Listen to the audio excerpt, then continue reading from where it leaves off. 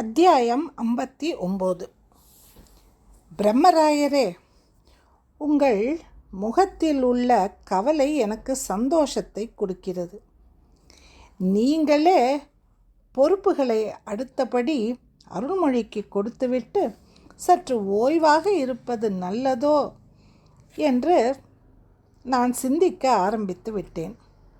நீங்கள் எனக்கு உதவியாக இருந்தால் அருள்மொழி உங்கள் பதவியை திறம்பட வகிப்பதற்கு நன்றாக இருக்கும். அவனுக்கும் நீங்கள் அவ்வப்போது ஆலோசனையும் செய்துவிடக்கூடும்.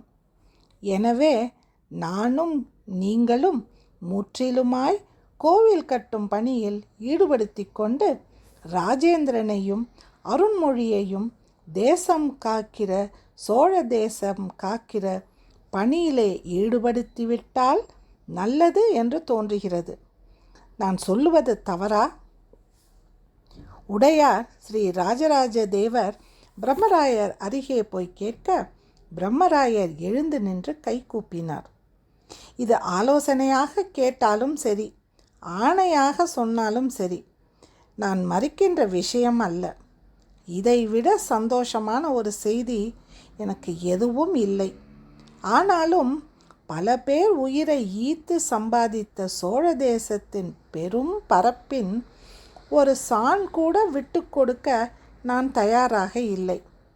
அரசே, என் மகன் அருண்மொழி பட்டனுக்கு நீங்கள் கொடுத்திருக்கிற அங்கீகாரம் மிக பெரியது. அவன் இளைஞன்.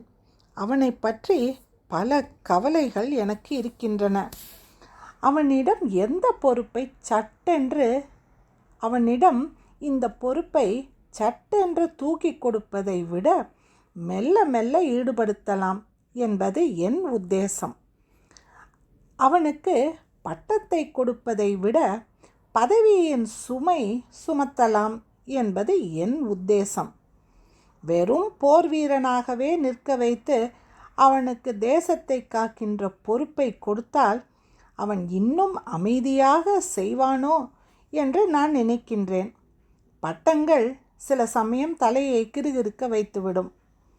33 வயதான பிறகும் இளவரசர் ராஜேந்திரன் இளவரசராகவே இருக்கிறார். அரசராவதை பற்றி சிறிதும் சிந்திக்காது இருக்கிறார்.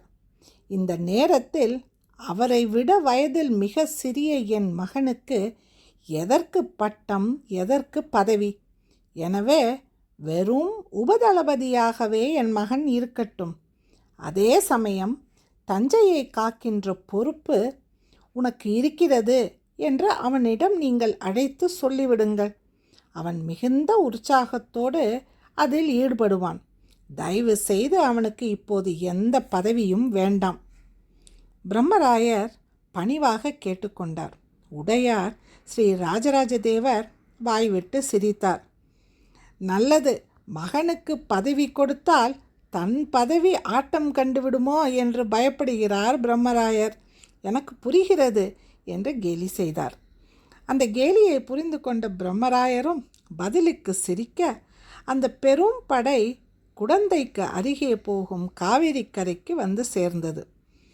உடையார் ஸ்ரீ ராஜராஜ தேவர் உடைகளை களைந்துவிட்டு இடுப்பு துண்டோடு முங்கி குளித்து நீந்தி நீராடினார். மற்ற வீரர்களும் குளித்தார்கள். மறுகரைக்கு நீந்தி போய் கரையேறினார். மற்றவர்களும் பின்தொடர்ந்தார்கள்.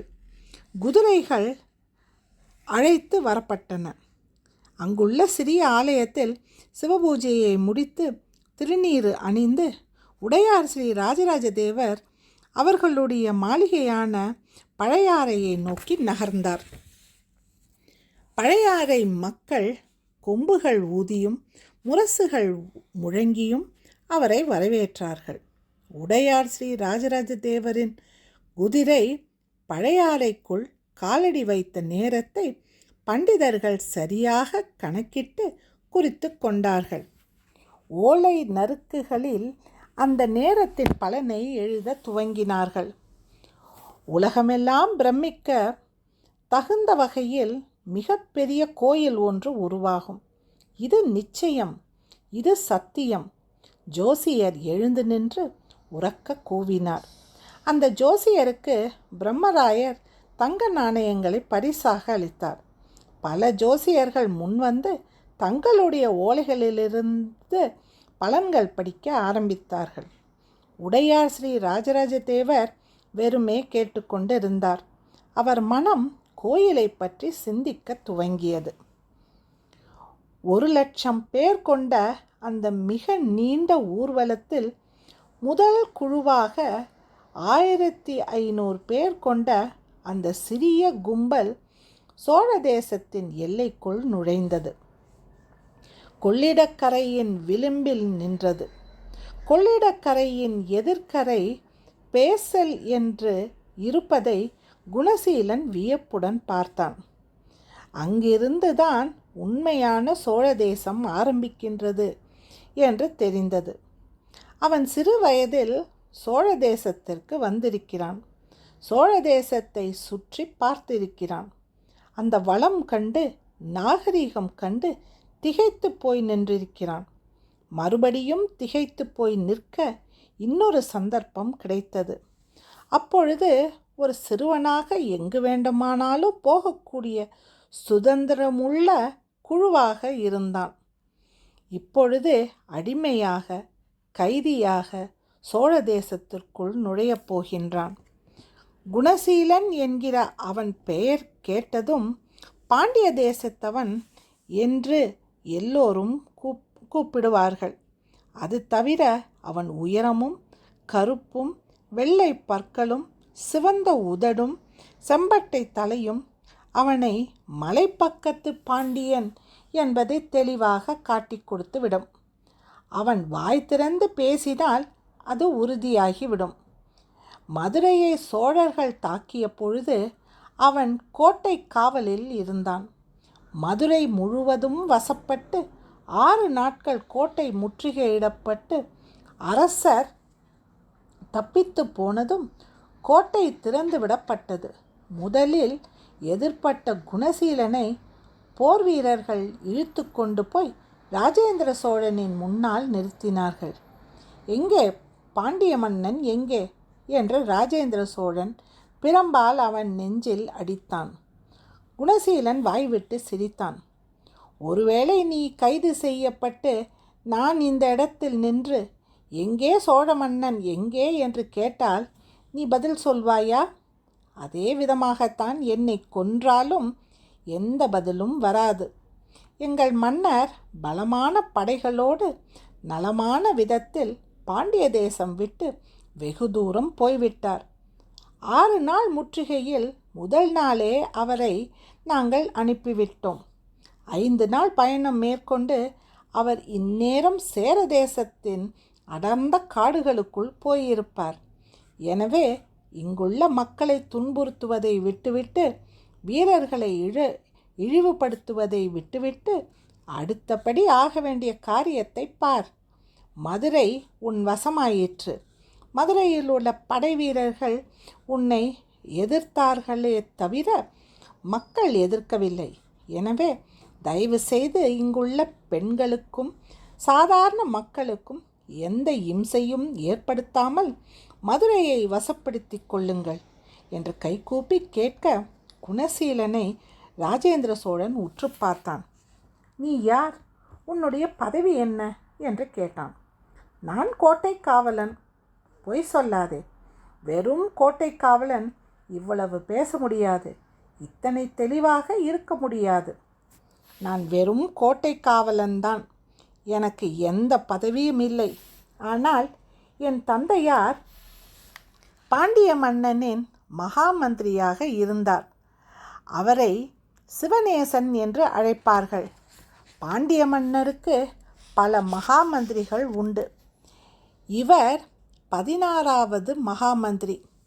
இவர் கோயில்களையும் குளங்களையும் மடங்களையும் கவனித்து வருகிறார்.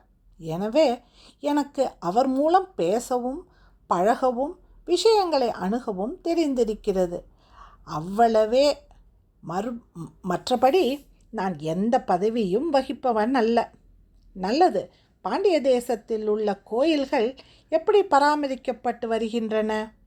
இன்று காலை வரை மிக அற்புதமாக பராமரிக்கப்பட்டு வருகின்றன. நீங்கள் உள்ளே நுழைந்து விட்டீர்கள். மதிய பூஜை உண்டா இல்லையா என்று எனக்கு தெரியவில்லை. எல்லா சிவன் கோயில்களிலும் காலை நேர பூஜை முடிந்து பிரசாத விநியோகமும் ஆகிவிட்டன. உச்சிவேளை பூஜை நடப்பது உங்கள் கையில் இருக்கிறது. எத்தனை கோயில்கள் மதுரை நகரிலே இருக்கும்? 40 கோயில்கள் இருக்கும். யாரங்கே? இந்த இளைஞனுக்கு ஒரு குதிரை கொடு என்று சொல்ல ஒரு பெண் குதிரை அவனுக்கு கொடுக்கப்பட்டது. உன் பெயர் என்ன? ராஜேந்திர சோழன் அவனை உற்று பார்த்து விசாரித்தான். குணசீலன். குணசீலன், குதிரையில் ஏறிக்கொள். நாம் கோயிலுக்கு போவோம்.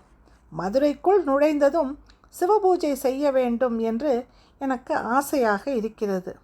சோமசுந்தரரையும் மீனாட்சி அம்மனையும் தரிசிக்க வேண்டும்.